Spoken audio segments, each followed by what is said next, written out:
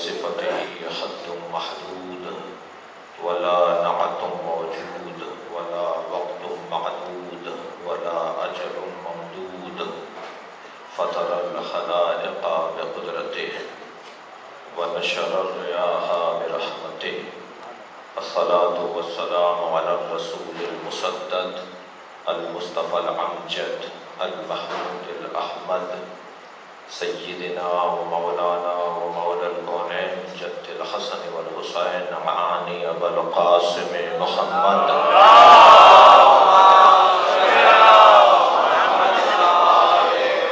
وآله الطيبين الطاهرين المعصومين الذين قال الله إنما يريد الله ليذهب عنكم الرجس أهل البيت ويطهركم تطهيرا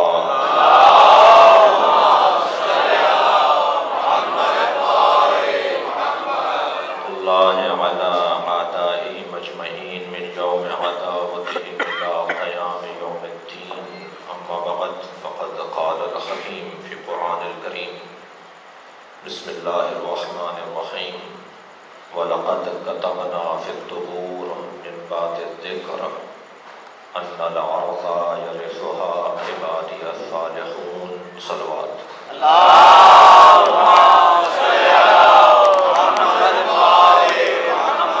سورہ فاتحہ مرحوم مقبول سید زیغم ہادی ابن محسن امیر اور شہید استاد سید صفت جعفر زیدی ابن احمد میاں زیدی کے سارے ثواب کے لیے تلاوت مرحومین کی مغفرت کے لیے، شہداء کی درجات کی بلندی کے لیے، شہداء ملت کی درجات کی بلندی اور شامل دعا قرار دیں شہید اور رضوی جن کی برسی ہے، ان تمام مرحومین اور شہداء کی بلندی درجات کے لیے بلند تر صلوات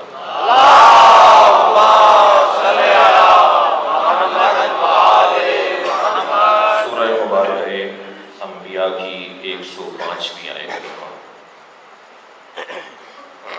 بہت ہی بابرکت اور پرنور مجلس ہے،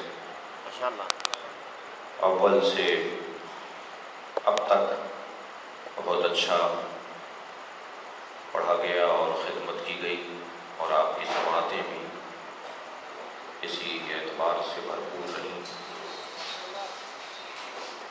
رات اگرچہ بہت دیر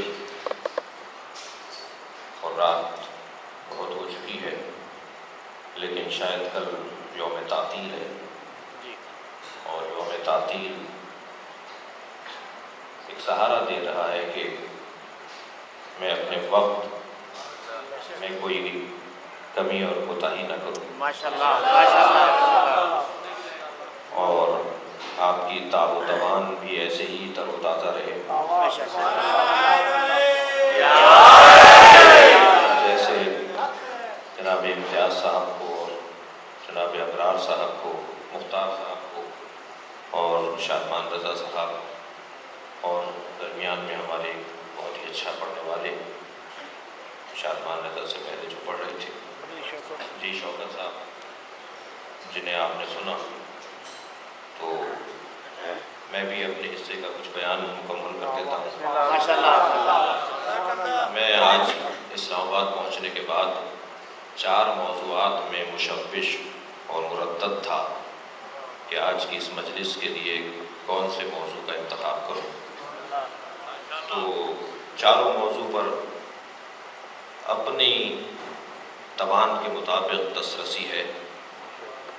تو استخارہ جو دیکھا تو استخارہ اور قرآن بے نام صاحب الزمان اترا،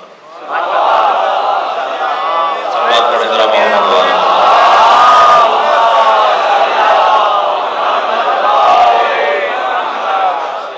لہذا عنوان گفتگو آج کی اس مجلس ایصال ثواب کے لیے میں نے اپنے صاحب کو قرار دیا ہے۔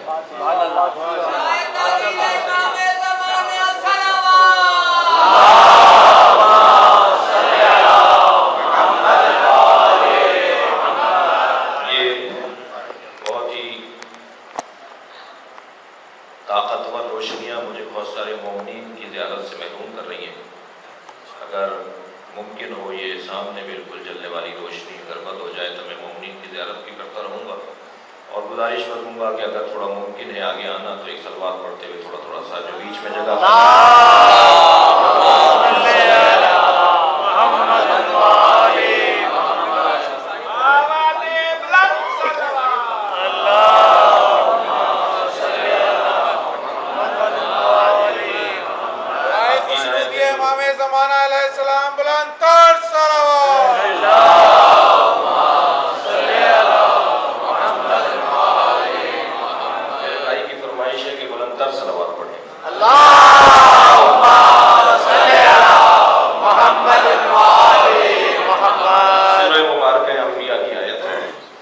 نشان ہے 105. ترجمہ پہلے مرکوز کریں، محفوظ کریں اور محسوس کریں. پروردگار عالم ارشاد فرما رہا ہے، یہ جملے اللہ کے ہیں، یہ کلام اللہ کا ہے.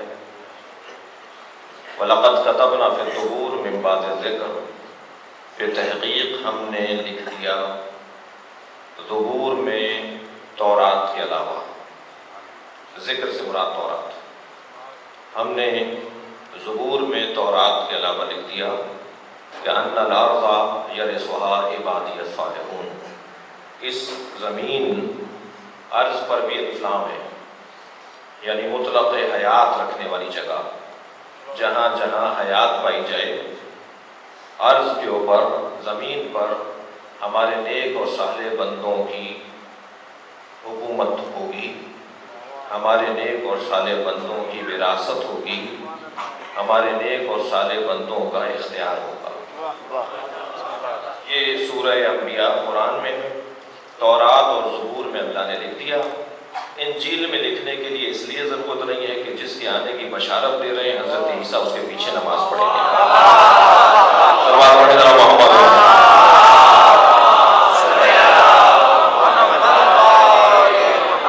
پروردگار عالم نے تین دستاویز تیار کیے ہیں. توجہ ہے نا؟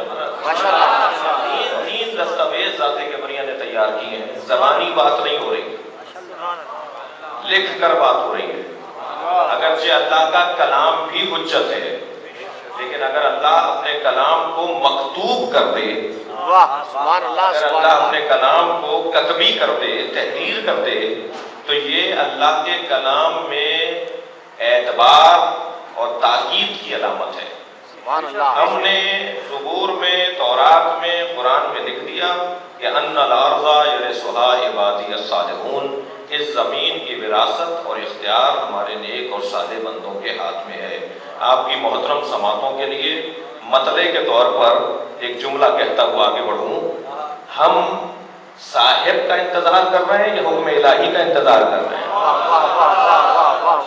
اللہ وعدہ کر رہا ہے کہ اس زمین کی وراثت نیک اور صالح بندوں کے ہاتھ میں ہے. اب میں جس ملک میں رہتا ہوں وہاں انسان کی سمجھ نہیں رہا. اچھا، ہم اس ممبر سے تو فرشتوں کی سمجھانا چاہتے ہیں، ہم اس ممبر سے آسمانی کلام سمجھانا چاہتے ہیں. ہم تو اس درجے پر معرفت کو بڑھانا چاہتے ہیں اس ممبر کے ذریعے کہ لوہا بولتا ہے، پتھر بولتا ہے، درخت بولتا ہے، حیوان بولتا ہے. جب میں اس ممبر سے کہتا ہوں کہ ذوالفقار مولا علی سے باتیں کرتی تھی تو موٹے دماغ والوں کو سمجھ میں نہیں آتا.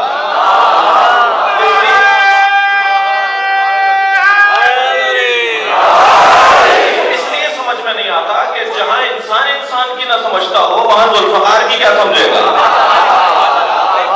کی کیا سمجھے گا. میں اگر یہ سمجھانا چاہوں اس معرفت سے بھرپور ممبر سے کہ پتھر بولتا ہے، درخت بولتا ہے، بے شک، تو مجھے اس موٹے ماحول کے اندر سمجھانے میں مشکل ہوتی ہے. ہم پر تہمت آ جاتی ہے، ہم پر الزام آ جاتا ہے، ہم پر ایک عنوان آ جاتا ہے تکفیریوں کی طرف سے. اب مشکل یہ ہے، میں حضرت آیت اللہ جمادی عامری کی خدمت میں درس تفسیر میں ان کے ہاں تھا اور وہ جمعے کا خطبہ بھی ارشاد فرماتے ہیں ان کے اندر. تو جمعے کے خطبے میں ایک پرچہ ان کے پاس آ گیا کہ حضور ذرا اپنے معیار کو ذرا نیچے لے آئیے، ہمیں سمجھ میں نہیں آتی آپ کی باتیں. تو انہوں نے فرمایا میں اپنے معیار کو نیچے نہیں لاؤں گا، تم اپنے معیار کو اوپر لاؤ. کلمات پڑھ لیں ذرا محمد والے.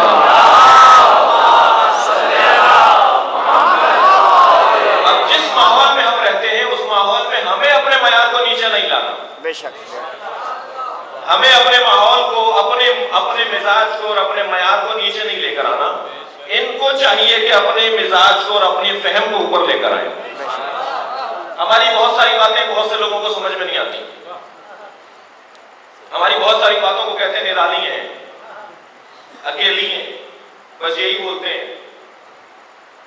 میں ایک جگہ بیٹھا ہوا، صاحب کا تذکرہ ہے نا، ایک جگہ بیٹھا ہوا صاحب پر گفتگو کر رہا تھا، اپنے مولا اپنے مالک پر بات کر رہا تھا. تو میں نے کہا جی حضرت جب ظہور فرمائیں گے تو حضرت کی عمر 40 سال کی ہوگی. تو وہ جو سامنے بیٹھے ہوئے تھے کہنے لگے کہ ان کی ولادت ہو چکی ہے 255 ہجری میں. میں نے کہا جی ہو چکی ہے. تو کہا 1150 سال سے زیادہ تو اب ہو چکے، اور آپ کہہ رہے ہیں کہ وہ 40 سال کے ہوں گے.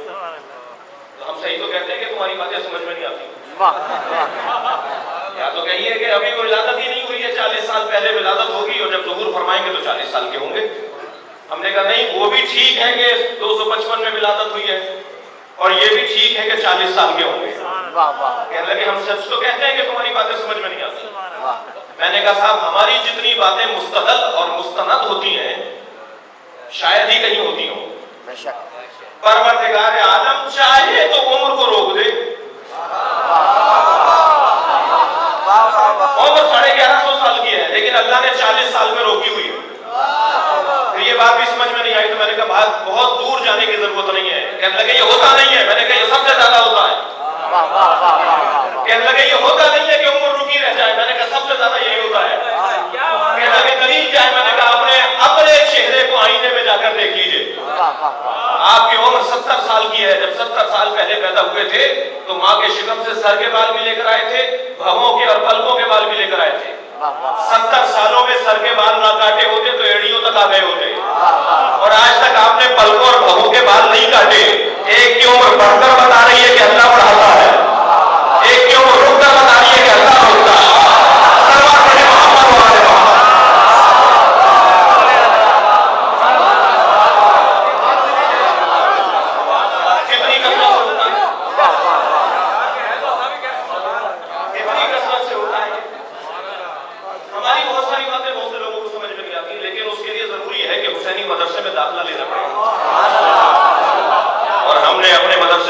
بند نہیں کیا. وہ جو چاہوں گا آپ سے، ہم نے اپنے مدرسے کو اس لیے کہ ہمارا مدرسہ نہیں ہے. خبردار امام حسین کی مجلس وفا کرنے والے مجلس کے مالک نہیں ہیں. عزادار امام حسین فرش عزا بچھانے والے مجلس کے مالک نہیں ہیں، نوکر ہیں. اور نوکر کو اپنی اوقات میں رہنا چاہیے.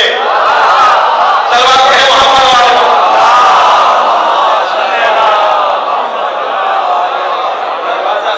کھلا ہونا چاہیے. میں نظر ثانی کی دعوت دے رہا ہوں اپنی بوآؤں کو، اپنی بزرگوں کو کہ فلاں نیاز فلاں نہیں کھائے گا اور فلاں نیاز فلاں نہیں کھائے گا. بہت اچھی بات ہے ادب اور احترام میں. بھائی نیاز کا فلسفہ تو یہ ہے کہ اپنے بچوں کو بعد میں کھلاؤ، دوسروں کے بچوں کو پہلے کھلاؤ.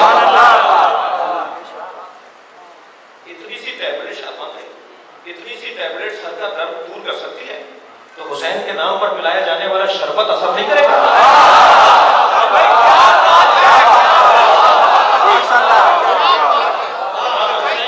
پر کھلائی جانے والی نیاز اثر نہیں کرے گی. دعوت ہے. اور ہمارے بزرگوں کا ہم پر احسان ہے. یہ میں جملہ تکرار کرتا ہوں، ہمارے بزرگوں کا ہم پر احسان ہے کہ مسجد علیحدہ بنائی ہے، امام بارگاہ علیحدہ بنایا. سب مدرسہ بناتے ہیں، ہم بھی بناتے ہیں. سب مسجد بناتے ہیں، ہم بھی بناتے ہیں. آپ کے پاس پیسہ زیادہ ہے، مسجد میں مجلس کیوں نہیں کرتے؟ اتنی بڑی عمارت امام بارگاہ کی بناتے ہیں، مسجد کے برابر میں، ہوتی برابر نہیں ہے. لیکن مسجد میں مجلس کیوں نہیں کرتے؟ اس لیے کہ مسجد میں جانے کے لیے شرط و شرائط ہے. بھائی ہمارے یہاں کے پیش نماز تو ہندو کو قرآن دینے کو تیار نہیں ہے، اور وہ کہہ رہا ہے میں پڑھوں گا تو سمجھوں گا، سمجھوں گا تو مانوں گا. آپ کہہ رہے ہیں دروازہ تم پر بند ہے، تم کیسے سمجھو گے؟ ہم تمہیں سمجھانا ہی نہیں چاہتے. بتائیے حسینی مدرسہ جہاں میں مدرسہ ہے یا نہیں ہے؟ ہم نے مسجد کے ساتھ امام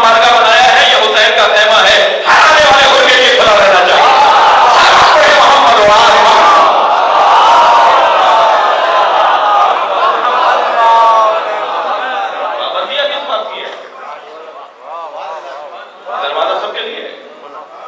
اس لیے امام بارگاہ میں ہندو بھی آ سکتا ہے, عیسائی بھی آ سکتا ہے, یہودی بھی آ سکتا ہے, سکھ بھی آ سکتا ہے. اور عزیزان گرامی, کون کہتا ہے کہ ہمارے یہاں کردار کی کمزوری ہے؟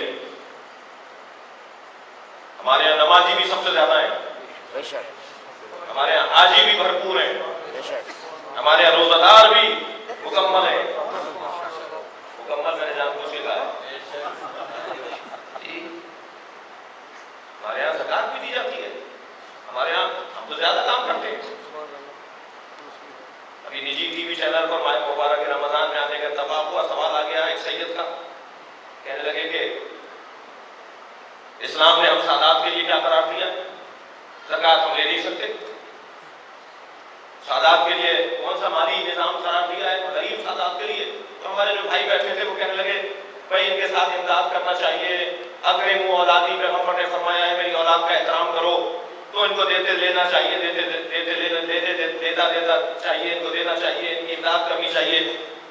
انہوں نے میری طرف رخ کیا, میں نے کہا نہیں صاحب, یہ رحم کر رہے ہیں آپ. اسلام نے کوئی نظام ہی نہیں دیا سادات کو.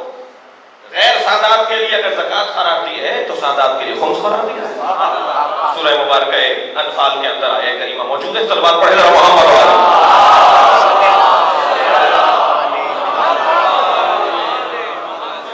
تو جامع ترین مکتب جہاں کردار بھرپور ہے, ان بچوں کو مجلس میں عزیز و ضرور لایا کریں جیسے لائے ہیں آپ, اور بھرپور لانے کی ضرورت ہے.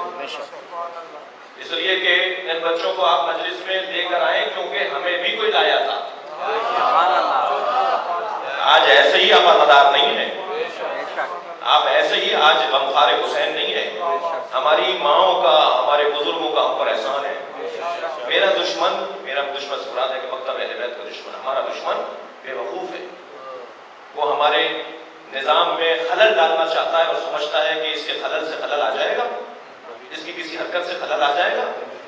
ماں کے شکم میں, ڈاکٹر حضرت تشریف فرمائیں, ماں کے شکم میں سب سے پہلا کام جو جنین کرنا شروع کرتا ہے, جو طاقت پروردگار عالم ماں کے شکم میں موجود بچے کو عطا کرتا ہے, وہ ہے سننے کی صلاحیت.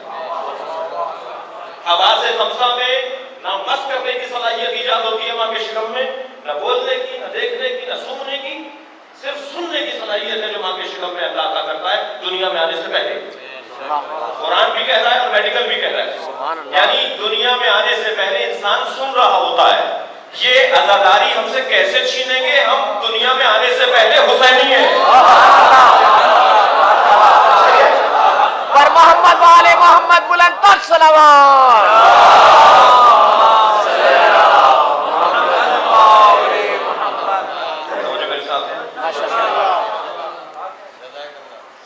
آپ کے کولاکا شہر میں ایک سیاستدان ہے, وہ ذرا کھلی کھلی باتیں کرتے ہیں.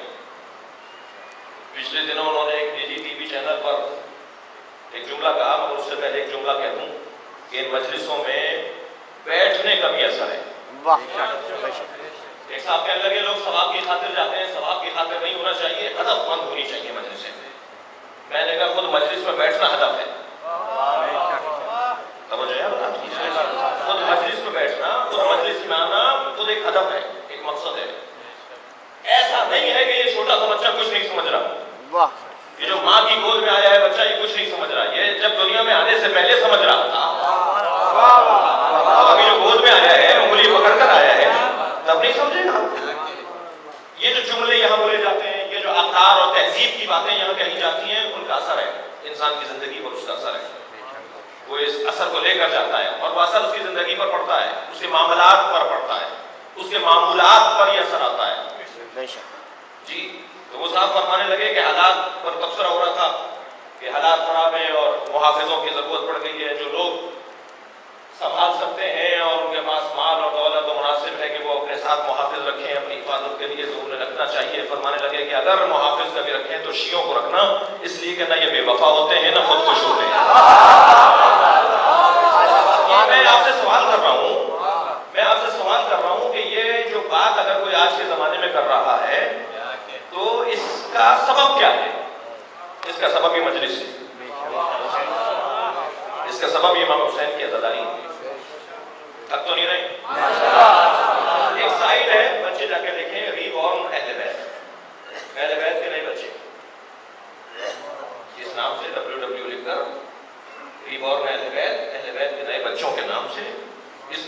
سائٹ ہے اسے ذرا کھولیے لے جا کر آج.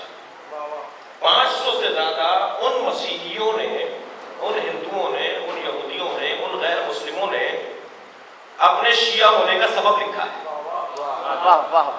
اور کہا ہم اہل بیت کے نئے بچے ہیں. انہوں نے سائٹ بنا دی ہے اور اپنے احساسات، اپنے جذبات، اپنے خیالات انہوں نے اس پر اپنے جملوں کے ذریعے سے، اپنے بیان کے ذریعے سے اس پہ ثبت کر دی ہے تاکہ دنیا انہیں سنے. ان میں سے ایک کا میں مختصر سا بیان بتا دیتا ہوں. ماشاءاللہ. وہ کہنے لگا، اچھا یہ بیان کہنے سے پہلے اگر مجلس میں کوئی سنی بھائی بیٹھا ہے تو وہ اس بات کو سمجھ کے جائے کہ میں درد کی بنیاد پر کہہ رہا ہوں، تعصب کی بنیاد پر نہیں کہہ رہا. ماشاءاللہ ماشاءاللہ. یہ تفریق اور فرقہ بندی اور فرقہ واریت کی بنیاد پر نہیں کہہ رہا، یہ ایک درد ہے جس کی بنیاد پر کہہ رہا ہوں کہ آج ملت اور امت کہاں کھڑی ہے. وہ کہتا ہے کہ جب میں مسلمان ہوا تو مجھے کیونکہ مسیحیت میں اپنے ذہنی الجھنوں کا جواب نہیں مل رہا تھا تو مجھے ایک دیوبندی مسلمان عالم دین نے مسلمان کیا. کچھ دن کے بعد مجھے تو نہیں پتا تھا کہ دیوبندی کون ہوتے ہیں اور بریلوی کون ہوتے ہیں اور سلفی کون ہوتے ہیں اور شیعہ کون ہوتے ہیں. مجھے تو یہ تھا کہ میں مسلمان ہو گیا ہوں. کچھ دن بعد اتفاقاً ایک مسجد میں چلا گیا تو معلوم یہ ہوا کہ یہ بریلویوں کی مسجد ہے. میرے حلیے سے، میرے انداز سے انہیں اندازہ ہوا کہ یہ دیوبندی ہے، کیونکہ میں نے ان سے جو سیکھا تھا وہی میں انداز اپنائے بیٹھا. تو ان کے عالم آگے بڑھے اور انہوں نے کہا کہ تم دیوبندی ہو؟ میں نے کہا ہاں دیوبندی ہے. کہ ہمیں خبردار آئندہ بریلویوں کی مسجد میں نہیں آنا، اس لیے کہ ہمارے نزدیک دیوبندی باطل ہیں، غلط ہیں، برے لوگ ہیں. پھر کہہ رہا ہوں یہ جو بات کر رہا ہوں یہ درد کی بنیاد پر کر رہا ہوں. ایک جانب درد ہے، ایک جانب آپ کی تقویت ہے. واہ. کہنے لگا مجھے الجھن ہوئی کہ یہ کیا ماجرا ہے، یہ دیوبند بریلوی کہہ رہے ہیں دیوبندی غلط ہے. میں پھر دیوبندیوں کے پاس اپنے عالم کے پاس چلا گیا. میں نے کہا جی بریلوی حضرات جو مسلمانوں میں ایک سوچ ہے اس کے بارے میں آپ کیا فرماتے ہیں؟ کہنے لگا خبردار مشرک ہیں، ان کے پاس مت جانا. کہنے لگے میں سلفیوں کے پاس چلا گیا تو انہوں نے دیوبندی اور بریلویوں کو برا بول دیا. میں مثلا شافیوں کے پاس چلا گیا تو انہوں نے معتزلہ کو برا کہہ دیا. میں پریشان ہو گیا کہ آخر میں آیا تھا یہاں اپنی الجھنیں دور کرنے کے لیے، یہاں تو الجھنوں کا ایک انبار لگا ہوا ہے، ایک دندر ہے جس میں پھنسا جا رہا ہوں. تو میں الجھ رہا تھا تو میرے ایک مسیحی دوست نے مجھ سے کہا کہ 2 گلی بعد ایک سینٹر ہے، وہ بھی مسلمان کہلاتے ہیں اپنے آپ کو، تو وہاں چلے جاؤ. کہنے لگے میں جب وہاں گیا تو وہ لوگ نماز پڑھ رہے تھے، نماز کا وقت ہو چکا تھا، وہ ہاتھ کھول کر نماز پڑھ رہے تھے. مٹی کا ڈھیلا انہوں نے سامنے رکھا ہوا تھا. ان کے امام بارگاہ، ان کی مسجد کے اندر جو چیزیں لگی ہوئی تھی وہ کچھ مختلف سی تھیں. مجھے اپنائیت سی لگنے لگی، انسیت سی لگنے لگی. میں نے ہاتھ باندھ کے انہی کے ساتھ نماز پڑھ لی. میں ہاتھ باندھ کر نماز ان کی صف میں پڑھتا رہا، کسی نے مجھے دھکا نہیں دیا، کسی نے مجھے صف سے باہر نہیں نکالا. اور جیسے ہی نماز ختم ہوئی تو انہوں نے فوراً میرے ساتھ ملاقات کرنا شروع کر دی اور کچھ کھانے پینے کی چیزیں بھی منگا دی. اور میں نے ان سے کہا جی میں آپ کے عالم سے ملنا چاہتا ہوں، تو فوراً اپنے عالم سے ملا دیا. تو میں نے ان سے پوچھا کہ حضور یہ بتائیے کہ آپ کے نزدیک دیوبندی کیسے ہیں؟ تو فوراً ان کے عالم نے بے ساختہ کہا ہمارے بڑے بھائی ہیں. میں نے کہا آپ کے نزدیک بریلوی کیسے ہیں؟ کہنے لگے ہمارے عزیز ہیں. تو میں نے جس مکتبہ فکر کے بارے میں ان کے عالم سے پوچھا، انہوں نے فراغ دلی سے انہیں کہا ہمارے عزیز ہیں، ہمارے بھائی ہیں، مسلمان ہیں. تو مجھے یہیں سے فرق معلوم ہو گیا، جو سب کو باطل کہے وہ کوئی اور ہو سکتا ہے، حق پر نہیں ہو سکتا. اور جو مسلمانوں کو اپنے گلے لگاتا ہو، سلوات پڑھے گا محمد وعلیہ.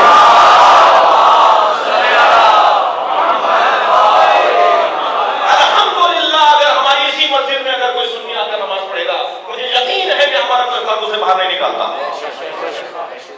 یہ کردار کہاں سے آیا ہے؟ یہ فکر کہاں سے آئی ہے؟ یہ جذبہ کہاں سے آیا ہے؟ یہ برابری کہاں سے آئی ہے؟ جنازے بھی ہم اٹھا رہے ہیں اور پتہ بھی ہے کہ کون مار رہا ہے، اس کے باوجود ہم کسی کو اپنے دروازے سے بھگاتے نہیں ہیں. یہ برابری بھی ہوتی ہے، یہ حسین کی فکر رہتی ہے، امام حسین کی مجلس ہے. وَلَقَدْ كَتَبْنَا فِي الزُّبُورِ میں بعد ذکر مستقبل تشیع کا ہے، آئندہ تشیع کا ہے. مل کر جواب لبیک یا حسین، لبیک یا حسین، لبیک یا حسین، لبیک یا حسین، لبیک یا حسین.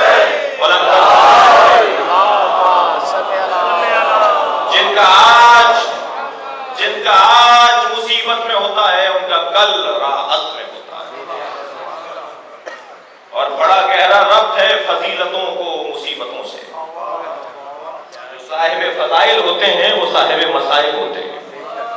نہیں ہو سکتا کہ کوئی صاحب فضیلت ہو اور وہ صاحب مصیبت نہ ہو۔ مستقبل آپ کا ہے، مستقبل ہمارا ہے، مستقبل تشیع کا ہے، اس لیے کہ امام مہدی ہمارے ہیں۔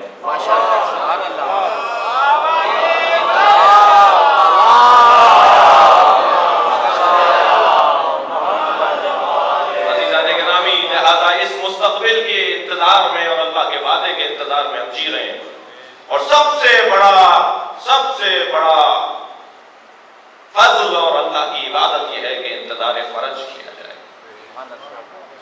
گشائش کا انتظار، اہل بیت کے ہاتھ کھلنے کا انتظار، اہل بیت کے ہاتھوں میں اختیارات آنے کا انتظار۔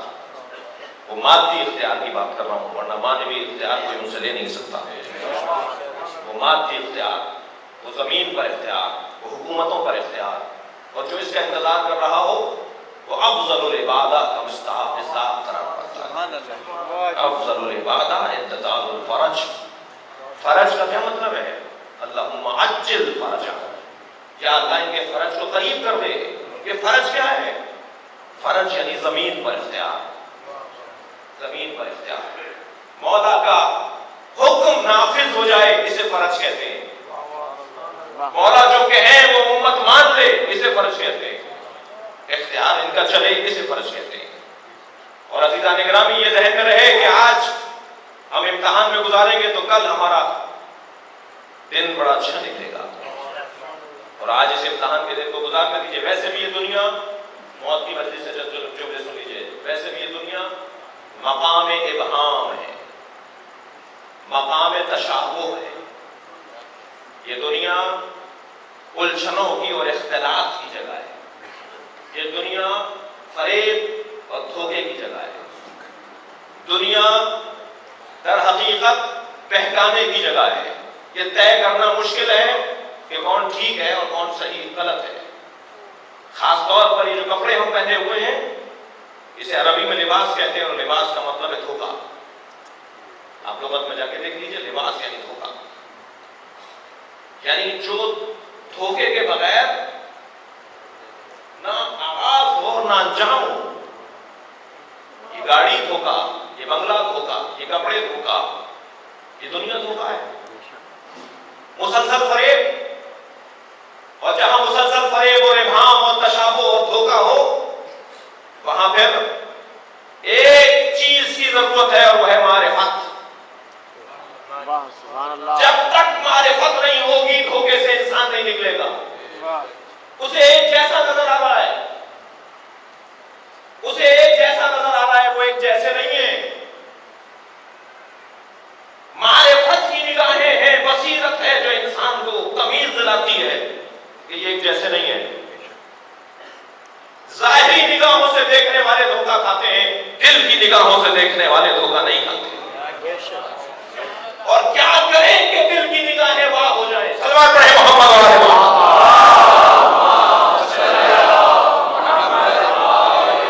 کیا کریں کہ دل کی نگاہیں دیکھنے لگ جائیں اور ہم دھوکا کھانے والوں میں سے نہ ہوں؟ صاحبان دل کا تذکرہ ہے جو دل کی آنکھوں کو کھولے گا۔ جن کی دل کی آنکھیں کھلی ہوئی ہیں، ان کا تذکرہ ہے جو دل کی آنکھوں کو کھولے گا۔ حسین ابن علی کی بات، اس علی کے دروازے پر جانا پڑے گا جو یہ کہہ رہے ہیں کہ میں بغیر دیکھے ہوئے اللہ کی عبادت نہیں کرتا۔ اگر ان آنکھوں میں کہاں کم ہے کہ اللہ کو دیکھے، میں دل کی آنکھوں سے اللہ کو دیکھتا ہوں۔ یہ فرش عطا معرفت کی جگہ ہے، تمیز اور اصول اور فارمولے دینے کی جگہ ہے۔ جس نے حسین کے مقصد سے آشنائی حاصل کر لی ہو، اور جس نے نہج البلاغہ کو پڑھ لیا ہو، وہ پھر اخبار پڑھ کر فیصلے نہیں کرتا، پھر وہ خبریں سن کر فیصلے نہیں لیتا، بلکہ خبروں کے پیچھے سازشوں کو پہچانتا ہے۔ صلوات پڑھیں محمد علیہ وسلم۔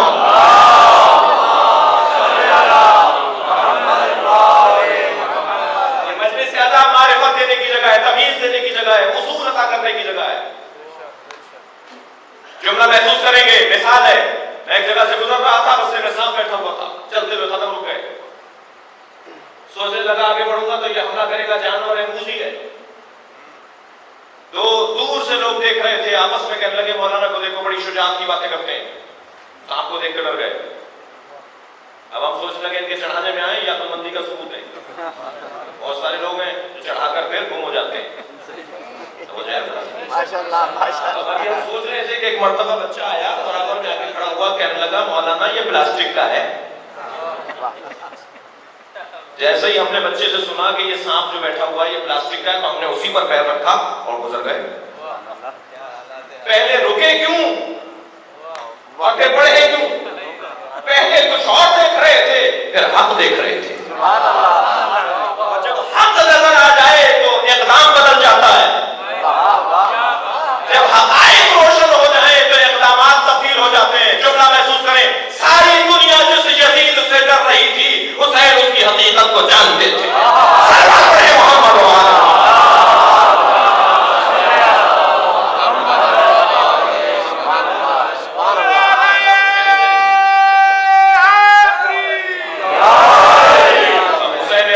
حسین ابن علی کی مجلس میں بیٹھ کر یہ معرفت کی بات ہوگی، یہ شعور نصیب ہوگا، یہ دید نصیب ہوگی. جو کہہ رہے ہوں کہ ساری دنیا اگر ایک طرف ہو جائے تو مجھے کوئی پرواہ نہیں ہے. جس نے یا اللہ تجھے پا لیا اس نے کیا کھویا. ابھی معرفت کی بات کہاں ہو رہی ہے؟ آپ اتنا سا جملہ میرے مولا کا، مختصر سا فرمان میرے مولا کا میرے بچے اور جوان اگر اپنے ذہن میں بٹھا کر چلے جائیں تو 85 مسئلوں کی الجھن، 85 الجھنوں کا حل ہے. فرمانے یا اللہ جس نے تجھے کھو دیا اس نے کیا پایا، اور جس نے تجھے پا لیا اس نے کیا کھویا.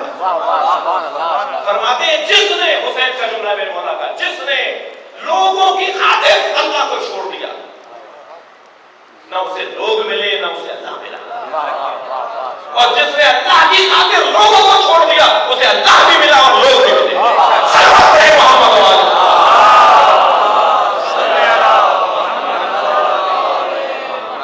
یہ اصول کون ادا کرے گا سوائے اس مجلس کے، سوائے اس عزاداری کے، سوائے اس حسین کے ذکر کے؟ کہاں سے بھی نصیب ہوگا یہ اصول، یہ فارمولہ، یہ کسوٹی، یہ پیمانہ. لہذا عزیزان گرامی، دنیا مقام ابہام، بہائم کی جگہ ہے. بہیمہ کی جمع بہائم، حیوانیت عام ہونے کی جگہ ہے. حیوانیت کے غالب آ جانا اس دنیا کا خاصہ ہے. لہذا ایسی جگہ پر اللہ اکبر. میرے مولا سے بڑا حسین فرمان مولا کا میرے ذہن میں آیا ہے. حضرت سے سوال کیا مولا علی سے، مولا فرمائیے یہ 2 سجدے کیوں ہیں؟ نماز میں تھکے تو نہیں ہو رہا؟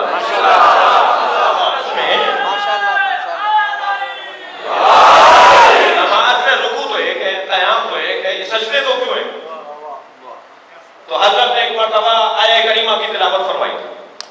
حضرت نے فرمایا وَمِنْهَا خَلَقْنَاكُمْ وَفِيهَا نُعِيدُكُمْ وَمِنْهَا نُخْرِجُكُمْ تَارَةً أُخْرَىٰ. میرے مولا نے فرمایا اس آیہ کریمہ کو تلاوت کر لو تمہیں 2 سجدوں کا فلسفہ سمجھ میں آ جائے گا. حضرت نے فرمایا قرآن کہہ رہا ہے، اللہ کہہ رہا ہے ہم نے اس سے تمہیں خلق کیا اور اسی میں واپس جاؤ گے. پہلا سجدہ خلقت کا بتا رہا ہے، دوسرا سجدہ موت کی یاد دلا رہا ہے. صلوات پڑھے محمد والے.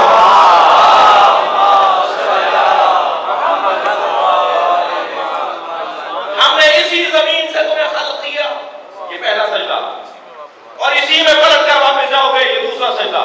اب جملہ میرے مولا علی کا حسین ترین جملہ سنیں. مولا فرماتے ہیں ان 2 سجدوں کے درمیان کتنا بیٹھتے ہو؟ توجہ نہیں کیا ہوگا آپ نے. فرماتے ہیں ان 2 سجدوں کے درمیان کتنا بیٹھتے ہو؟ بس جتنا بیٹھتے ہو اتنی ہی تمہاری زندگی ہے.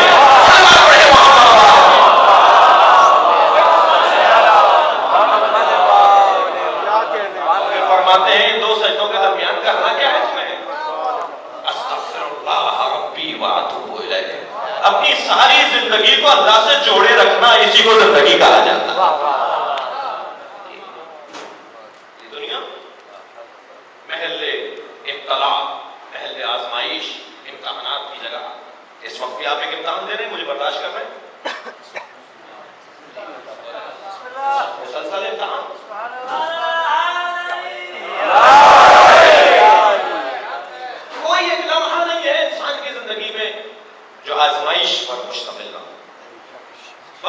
سرخ روح وہ ہے جو آزمائش سے اتر جائے.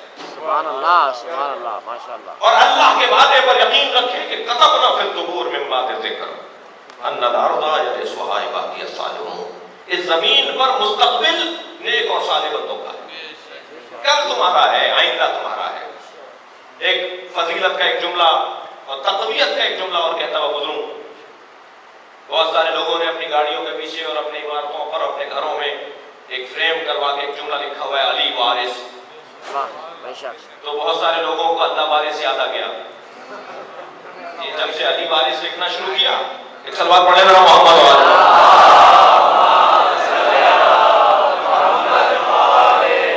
تو کچھ لوگوں کو یاد آیا کہ صاحب اللہ وارث ہے، تو انہوں نے علی وارث کے مقابل اللہ وارث لکھنا شروع کر دیا.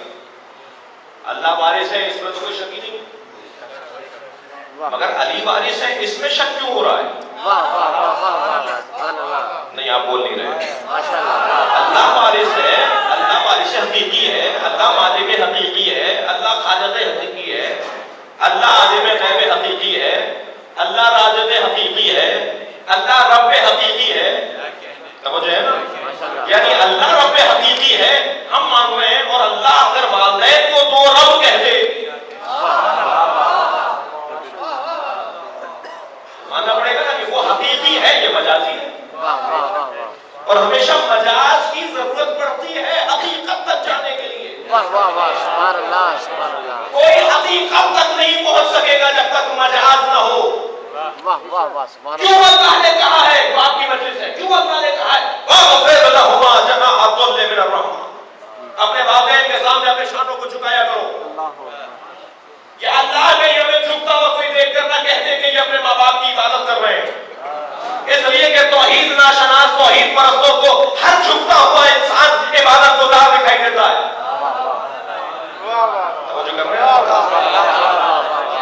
ہر جھکنے والا عبادت نہیں کر رہا، ہر جھکنا عبادت نہیں ہے.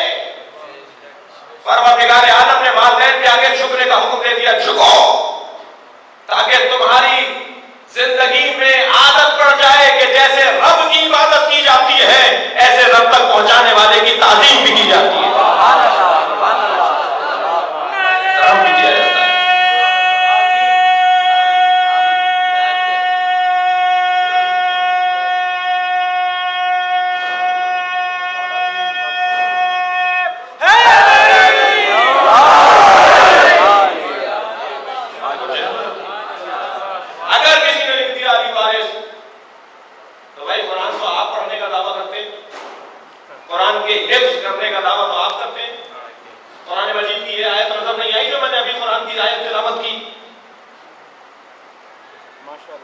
قرآن کہہ رہا ہے یرثها عبادی الصالحون. قرآن تو علی کے پوتے کو کہہ رہا ہے کہ وارث ہیں. قرآن کی آیت میں نے بھی پڑھی نا، وَلَقَدْ كَتَبْنَا فِي الزُّبُورِ مِن بَعْدِ الذِّكْرِ أَنَّ الْأَرْضَ يَرِثُهَا.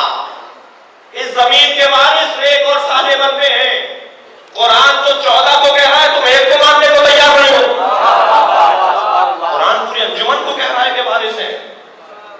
یہ طے ہے، جوان اور بچے اپنے ذہن میں ایک جملہ بٹھا کر جائیں، یہ طے ہے کہ وارث حقیقی اللہ ہے، رب حقیقی اللہ ہے، خالق حقیقی اللہ ہے. اللہ نے انہیں وراثت دی ہے، اور جو چیز اللہ دیتا ہے اللہ دیتا ہے. محسوس کریں جملے کو، میں دوں گا اپنی حیثیت سے دوں گا، میں دوں گا اپنی طاقت سے دوں گا. جتنا میں مجبور ہوں اتنا مجھ سے لینے والا مجبور ہوگا. توجہ کر رہے ہیں؟ لیکن جب اللہ عطا کرے گا تو اللہ دے رہا ہے، پھر وہ اللہ کی نسبت تو لینے والے ہوں گے، ہماری نسبت با اختیار ہوں گے. اب اللہ اگر عطا کرے گا، مثلا مثال کے طور پہ آپ کے تن پہ میرے تن پہ جو لباس ہے یہ ہمارا ہے یا نہیں ہے؟ جی اللہ کرے ہمارا ہی ہو.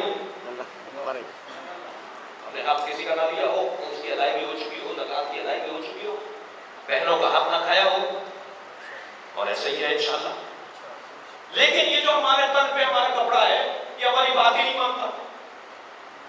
کتنے ہی سے کہہ دیجئے کہ یہ اپنی حیثیت تبدیل کر لے، لوگ کہیں گے کہ طبیعت خراب ہو گئی ہے. میرے جیب میں میرے ہاتھ میں موجود رومال اگر میں اسے کہوں گا یہ پانی بن جائے تو لوگ کہیں گے ان کی طبیعت خراب ہو گئی. میں کتنا ہی اپنی ابا سے کہتا رہوں کہ امامہ بن جا، نہیں مانے گا میری بات. مالک ہوں مگر مملوک مان نہیں گا. مالک ہوں مگر میری ملکیت پر تصرف نہیں ہے. کہ کیسا مالک ہے؟ معلوم یہ ہوا کہ مالک فرضی ہے. واہ واہ واہ سبحان اللہ. بولیے یہ مالک اعتباری ہے، یہ مالک قراردادی ہے. یہ خود سے طے کر لیا ہے کہ میں مالک ہوں. 2000 ایکڑ کے زمیندار گردن ٹیڑھی کر کے چلتے ہیں اپنی زمین پر. کہنے لگے مجھے میری زمین میں ہی دفنانا. یہ سمجھ رہے تھے کہ زمین ان پر رحم کرے گی. یہ سمجھ رہے تھے مالک ہے اس کے.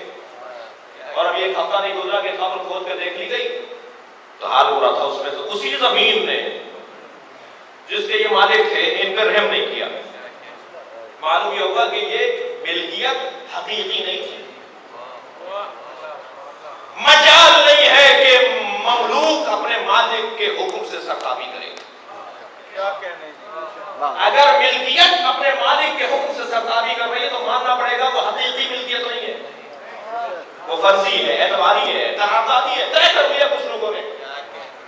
اب اللہ مالک کائنات ہے. وہ سورج بنائے گا، وہ چاند بنائے گا، وہ ان کو منزلیں دے گا، وہ ان کو مراحل عطا کرے گا، وہ موسم خلق کرے گا، وہ آسمان و زمین بنائے گا. یہ مالک ہے. اس نے کہا ہے کہ مشرق سے نکل اور مغرب میں ڈوب. مجال ہے اس کی کہ یہ شمال سے نکل آئے. واہ واہ سبحان اللہ. توجہ نہیں کر رہا ہے. مجال ہے سورج کی کہ یہ جنوب سے نکل آئے. اسے اس نے کہا ہے کہ مشرق سے نکل اور مغرب میں ڈوب. عزیزان گرامی، جو مالک ہے وہ جو راہ دے گا، جو رستہ دے گا، یہ اسی پر چلے گا. اب وہ مالک یہ کہہ رہا ہے کہ تو دل ملک کا منتشا، میں جسے چاہوں ملک کا کر دوں. تو اب قاعدہ یہ بنا کہ اگر مالک کسی کو مالک بنائے تو وہ مغرب میں ڈوبے ہوئے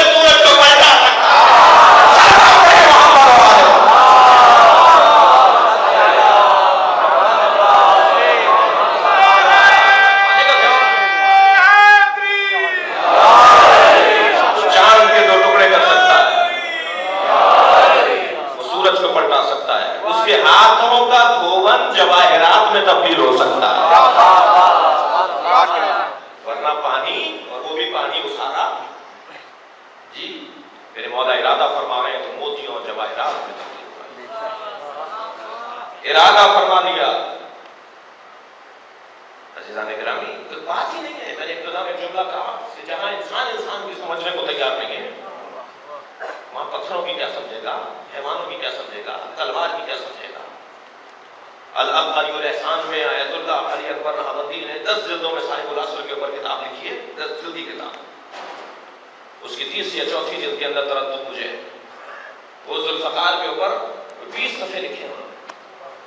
کہتے ہیں مولا سے باتیں کرتی تھی، گھر میں جناب سیدہ کو پورے جنگ کا حال سناتی تھی. تلوار پڑھ لینا الگ سلوات دیا کرتی.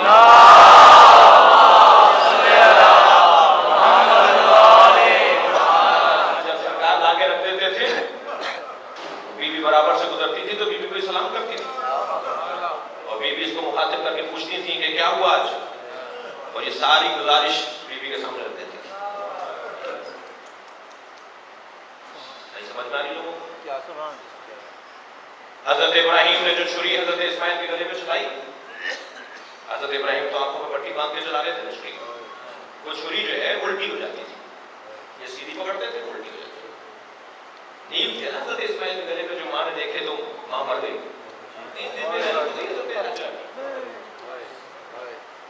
تو پٹی کھول کر چھری سے مخاطب ہوئے. اللہ مجلسی نے بہار میں اس روایت میں چھری سے مخاطب ہوئے کہ میں تجھے سیدھا رکھتا ہوں تو الٹی کیوں ہو جاتی ہے؟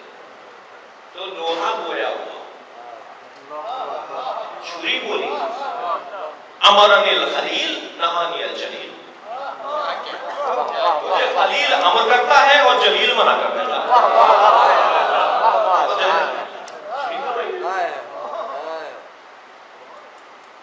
مجھے یقین ہے کہ آپ تھکے نہیں ہیں. میں نے ابھی کچھ دن پہلے جاپانیوں کی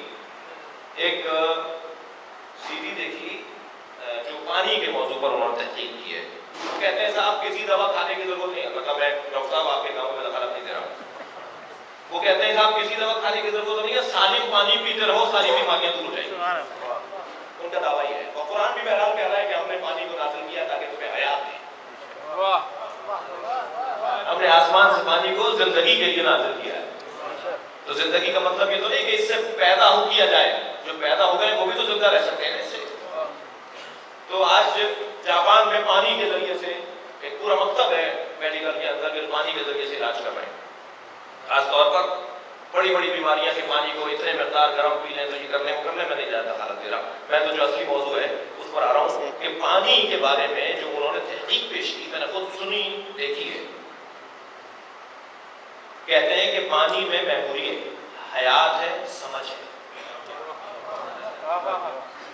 पानी समझता है, जो पानी है ये समझता है, इसमें हयात है।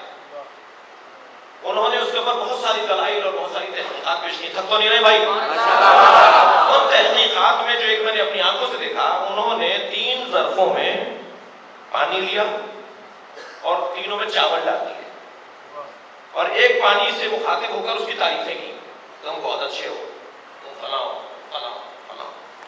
दूसरे पानी से कुछ देर के बाद दूसरी जगह जाकर दूसरे पानी से उसकी बुराइयां की, तुम बहुत बुरे हो, उसके खिलाफ जो कुछ कह सकते थे उसे बोल दिया।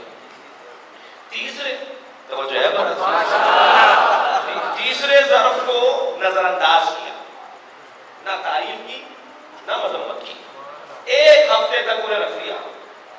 1 हफ्ते बाद जब उस पानी को देखा, इन तीनों पानियों को देखा, तो जिसकी तारीफ की थी उसमें चावल फूट रहे थे, जिसकी मजम्मत की थी उसके चावल काले पड़ गए थे, और जिसे नजरअंदाज किया था उसमें कुछ फूट रहे थे, कुछ काले पड़ गए।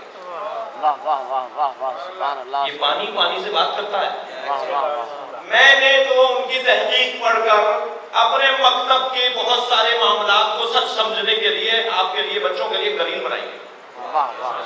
और वो ये कि हम जब आइम्मा की खिदमत में, बुजुर्ग और उस वक्त के लोग जाकर कहते थे, मुज्तहिदीन की खिदमत में, औलिया की खिदमत में, उलमा की खिदमत में, मौलाना साहब की खिदमत में जाकर लोग कहते हैं कि इस पे दम कर दीजिए। भाई ये पानी समझता है। सलवात पढ़े मोहम्मद वाले।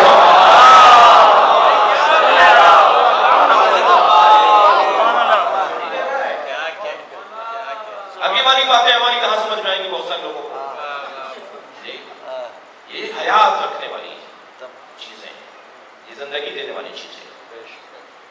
मुस्तक़बिल नेक और साले बंदों का है, आइंदा अहले बैत से वाबस्ता अफराद है। दावत फिक्र है, वसअत क़ल्बी ईजाद करो। रावलपिंडी के हालात भी अच्छे नहीं है, कराची के हालात तो आप दूर से जो दुआएं फरमा रहे हैं और हमसे हमदर्दी कर रहे हैं कराची वालों से, आपका शुक्रिया। मुसलसल पाकिस्तान के अंदर हालात की खराबी है, लेकिन अल्हम्दुलिल्लाह, जुमला महसूस करें मेरे बच्चे और जवान, अल्हम्दुलिल्लाह हम जनाजे उठाकर मुतमईन हैं, वो मार कर मुस्तरिब है। कोई टेंशन नहीं है, कोई खौफ और हिरास नहीं है। वैसे ही मजलिसें जारी हैं, वैसे ही जुलूस की तैयारियां हैं, वैसे ही अशरों की आमादगियां हैं, वैसे ही नोहे तैयार किए जा रहे हैं, वैसे ही सोसानी की आमादगी है, वैसे ही कैसेटें बनाई जा रही हैं, वैसे ही रिकॉर्डिंगें हो रही हैं, वैसे ही आप के साथ, बल्कि पिछले साल से ज्यादा।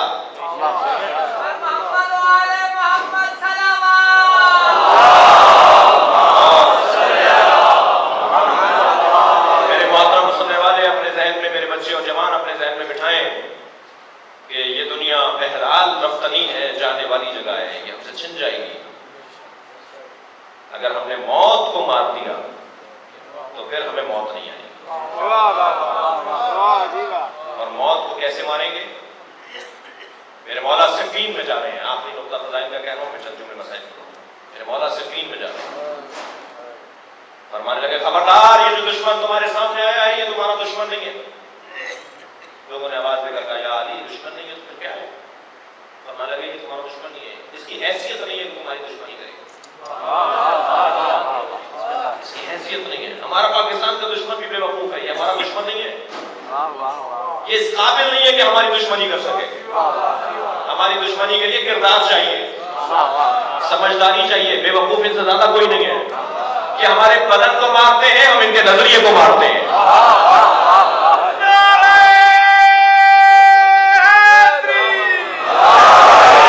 मजलिस उनके नजरिए की मौत है, بے شک بے شک جی بے شک حضرت نے فرمایا خبردار یہ تمہارا دشمن نہیں ہے. کہنے لگے مولا میرے دشمن نہیں ہے تو کیا ہے؟ حضرت نے فرمایا تمہارا دشمن تمہارے اندر کا خوف ہے. واہ واہ واہ اپنے اندر کا خوف نکال دو تمہارا کوئی دشمن ہی نہیں ہے. اگر موت کا خوف ختم ہو جائے تو پھر انسان مرتا نہیں ہے, پھر وہ شہید کہلاتا ہے, پھر وہ زندہ کہلاتا ہے, پھر وہ ہمارے درمیان ہوتا ہے.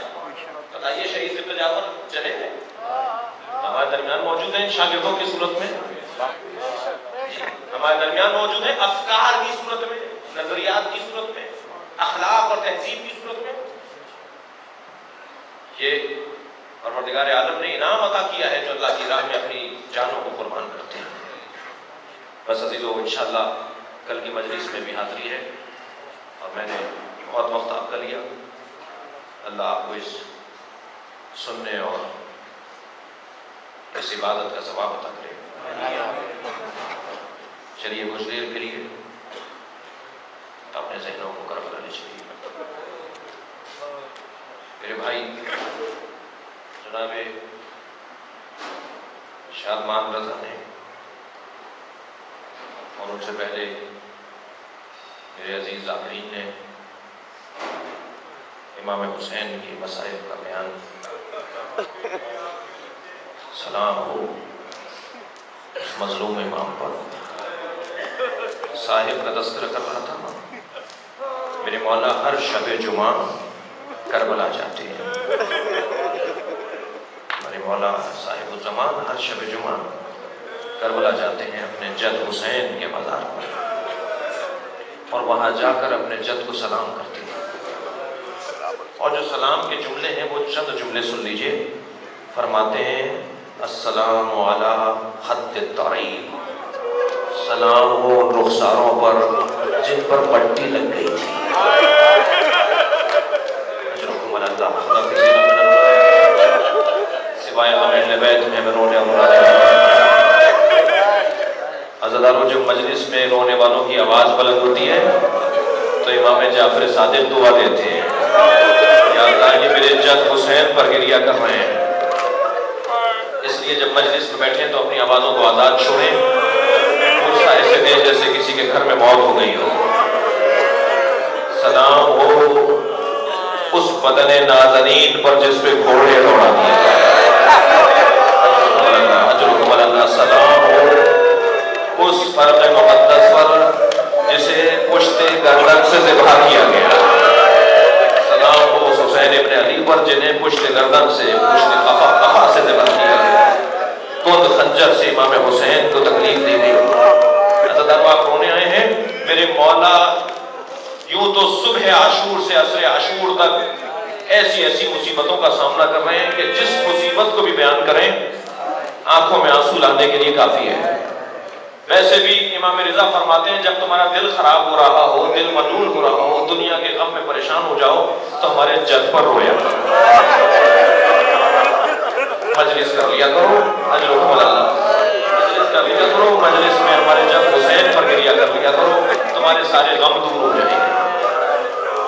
صبح عاشور سے عصر عاشور تک امام نے کیسی کیسی مصیبتوں کا سامنا نہیں کیا, لیکن عزادارو 3 جنازے ایسے ہیں جن پر امام حسین کی آنکھوں سے آنسو تھم نہیں رہے. ایک جنازہ تو عباس کا لاشا ہے, بڑا سخت لاشا تھا امام حسین کے لیے. جب میرے مولا عباس نے, اچھا عجیب اتفاق ہے مقتل کی روایتوں میں 2 شہید ایسے ہیں جنہوں نے امام حسین کو مدد کے لیے نہیں بلایا, بلکہ جب گھوڑے سے گرے ہیں تو فرمایا ہمارا سلام آخر دیجیے گا. ان میں ایک حضرت عباس, جب آواز آئی نا مولا میرا سلام آخر, حسین اپنے گھوڑے پر بیٹھے, ذوالجناح سے کہا مجھے میرے بھائی تک پہنچا دے. اور گھوڑا تیزی سے دوڑ رہا تھا, تیز دوڑتا گھوڑا ایک مرتبہ رک گیا. اب آپ سے سوال کر رہا ہوں رونے والوں سے, امام چاہتے ہیں عباس کے لاشے پر پہنچے, گھوڑا تیز چلتے چلتے رک گیا. امام نے آواز دے کر کہا ذوالجناح میرے بھائی تک مجھے پہنچا. ایک مرتبہ گھوڑے نے اشارہ کیا ایک جانب. اب جو امام حسین نے اس طرف دیکھا تو کیا دیکھا, عباس کا کٹا ہوا بازو ہے. فوراً گھوڑے سے اتر آئے, اپنے بھائی عباس کے بازو کو اٹھائے, تھوڑا آگے بڑھا. اجرکم اللہ, اجرکم اللہ.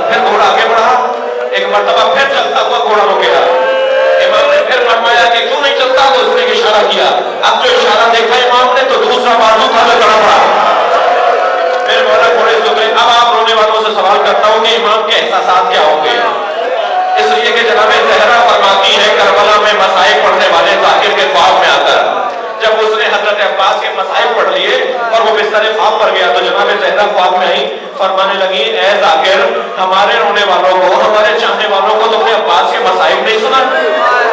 कभी भी मैंने आज ही मसाइब पढ़े। फरमाने लगी, नहीं, इन्हें बताओ अगर कोई बुलंदी से गिरे ना हो, अजरो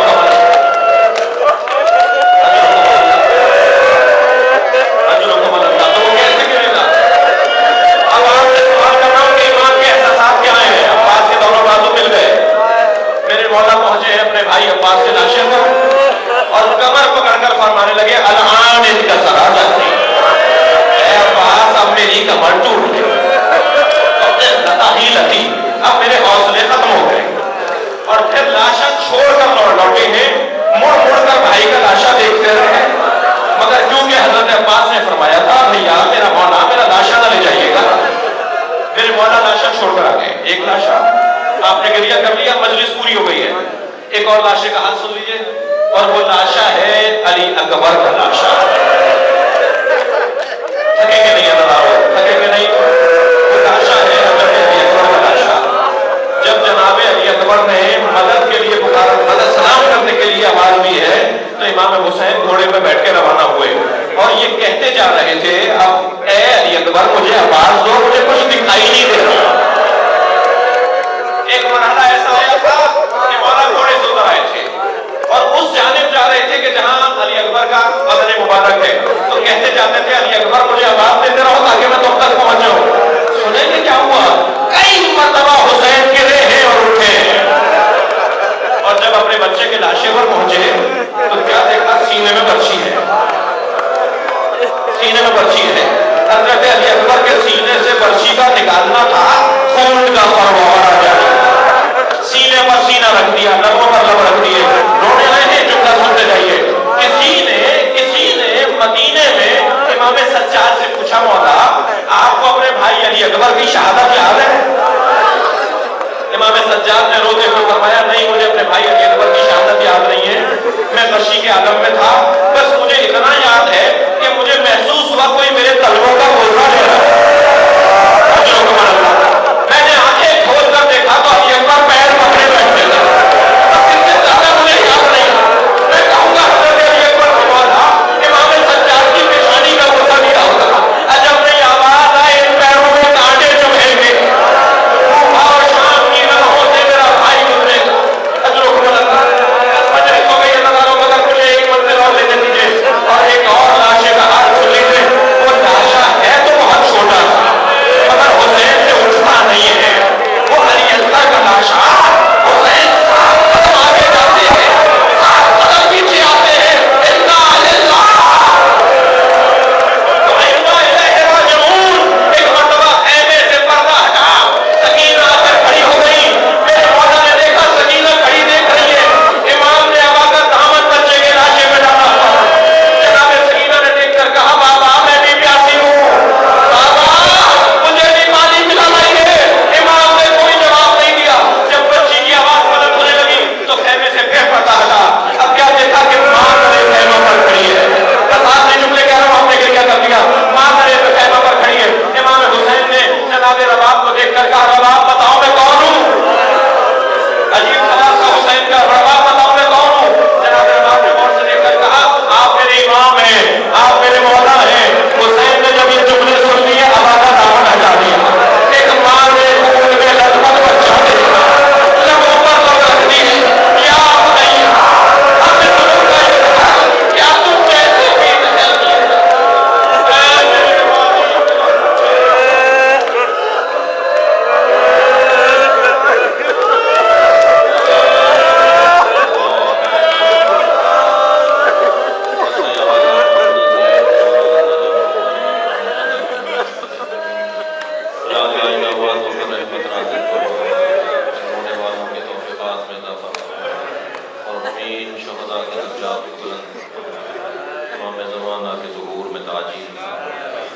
मज़ीद एक सूरह फातिहा और वो महफूज़ है गम हादी इब्ने मोहसिन अमीर और शहीद उस्ताद से जाफर के लिए शहीद मोहम्मद रिजवी को, दीगर शहदा को, इस शहर के तमाम मुअज़्ज़िज़ और एहसान और ادارے تعمیر کرنے والے مرحومین کو شامل